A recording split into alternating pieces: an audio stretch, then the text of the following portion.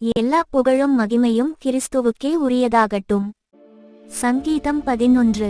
நான் கர்த்தரை நம்பியிருக்கிறேன், பின்னே ஏன் நீங்கள் என் ஆத்துமாவை நோக்கி பட்சியைப் போல உன் மலைக்கு பறந்து போ என்று சொல்லுகிறீர்கள்? இதோ துன்மார்க்கர் வில்லை வளைத்து செம்மையான இருதயத்தார் மேல் அந்தகாரத்தில் எய்யும்படி தங்கள் அம்புகளை நாணிலே தொடுக்கிறார்கள். அஸ்திபாரங்களும் நிர்மூலமாகிறதே, நீதிமான் என்ன செய்வான்? கர்த்தர் தம்முடைய பரிசுத்த ஆலயத்தில் இருக்கிறார். கர்த்தருடைய சிங்காசனம் பரலோகத்தில் இருக்கிறது. அவருடைய கண்கள் மனுபுத்திரரை பார்க்கிறது. அவருடைய இமைகள் அவர்களை சோதித்தருகிறது. கர்த்தர் நீதிமானை சோதித்தருகிறார். துன்மார்க்கனையும் கொடுமையில் பிரியமுள்ளவனையும் அவருடைய உள்ளம் வெறுக்கிறது. துன்மார்க்கர் மேல் கண்ணிகளை வருஷிக்க பண்ணுவார். அக்கினியும் கந்தகமும் கடுங்கோடை கொந்தளிப்பும் அவர்கள் குடிக்கும் பாத்திரத்தின் பங்கு. கர்த்தர் நீதியுள்ளவர், நீதியின் மேல் பிரியப்படுவார். அவருடைய முகம் செம்மையானவனை நோக்கியிருக்கிறது. சங்கீதம் 12.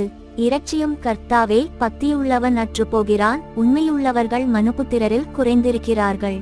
அவரவர் தங்கள் தோழரோடே பொய் பேசுகிறார்கள். இச்சக உதடுகளால் இருமனதாய் பேசுகிறார்கள். இச்சகம் பேசுகிற எல்லா உதடுகளையும் பெருமைகளை பேசுகிற நாவையும் கர்த்தர் அறுத்து போடுவார்.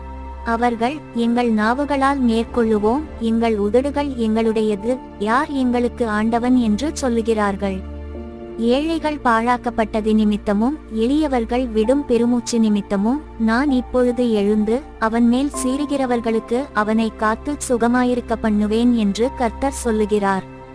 கர்த்தருடைய சொற்கள் மண்குகையில் 7 தரம் உருக்கி புடமிடப்பட்ட வெள்ளிக்கொப்பான சுத்த சொற்களாயிருக்கிறது.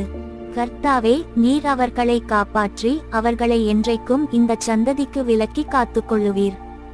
மனுபுத்திரரில் சண்டாளர் உயர்ந்திருக்கும் போது துன்மார்க்கர் எங்கும் சுற்றித் திரிவார்கள். சங்கீதம் 13. கர்த்தாவே, எதுவரைக்கும் என்னை மறந்திருப்பீர்? எதுவரைக்கும் உம்முடைய முகத்தை எனக்கு மறைப்பீர்? என் இருதயத்திலே சஞ்சலத்தை நித்தம் நித்தம் வைத்து எதுவரைக்கும் என் ஆத்துமாவிலே ஆலோசனை பண்ணிக் கொண்டிருப்பேன்? எதுவரைக்கும் என் சத்துரு என்மேல் தன்னை உயர்த்துவான்? என் தேவனாகிய கர்த்தாவே, நீர் நோக்கி பார்த்து எனக்கு செவி கொடுத்தருளும். நான் மரணநித்திரை அடையாதபடிக்கு என் கண்களை தெளிவாக்கும். அவனை மேற்கொண்டேன் என்று என் பகைஞன் சொல்லாதபடிக்கும் நான் தள்ளாடுகிறதினால் என் சத்துருக்கள் கலிகூறாதபடிக்கும் இப்படி செய்தருளும். நான் உம்முடைய கிருபையின் மேல் நம்பிக்கையாயிருக்கிறேன். உம்முடைய இரட்சிப்பினால் என் இருதயம் கலிகூரும்.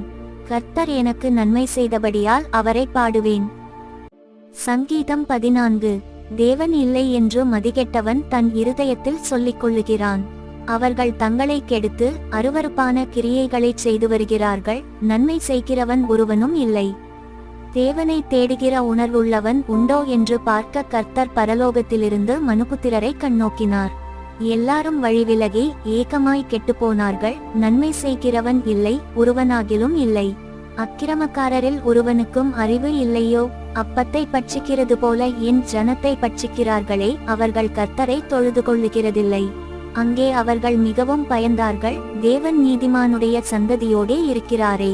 சிறுமைப்பட்டவனுக்கு கர்த்தர் அடைக்கலமாயிருக்கிறார் என்று சொல்லி நீங்கள் அவனுடைய ஆலோசனையை அலட்சியம் பண்ணினீர்கள். சீயோனிலிருந்து இஸ்ரவேலுக்கு இரட்சிப்பு வருவதாக. கர்த்தர் தம்முடைய ஜனத்தின் சிறையிருப்பை திருப்பும்போது யாக்கோபுக்கு களிப்பும் இஸ்ரவேலுக்கு மகிழ்ச்சியும் உண்டாகும். சங்கீதம் 15. கர்த்தாவே, யார் உம்முடைய கூடாரத்தில் தங்குவான்? யார் உம்முடைய பரிசுத்த பர்வதத்தில் வாசம் பண்ணுவான்? உத்தமனாய் நடந்து நீதியை நடப்பித்து மனதார சத்தியத்தை பேசுகிறவன்தானே. அவன் தன் நாவினால் புறங்கூறாமலும் தன் தோழனுக்கு தீங்கு செய்யாமலும் தன் அயலான் மேல் சொல்லப்படும் நிந்தையான பேச்சை எடுக்காமலும் இருக்கிறான். ஆகாதவன் அவன் பார்வைக்கு தீழ்ப்பானவன். கர்த்தருக்கு பயந்தவர்களையோ கனம் பண்ணுகிறான். ஆணையிட்டதில் தனக்கு நஷ்டம் வந்தாலும் தவறாதிருக்கிறான். தன் பணத்தை வட்டிக்கு கொடாமலும் குற்றமில்லாதவனுக்கு விரோதமாய் பரிதானம் வாங்காமலும் இருக்கிறான். இப்படி செய்கிறவன் என்றென்றைக்கும் அசைக்கப்படுவதில்லை.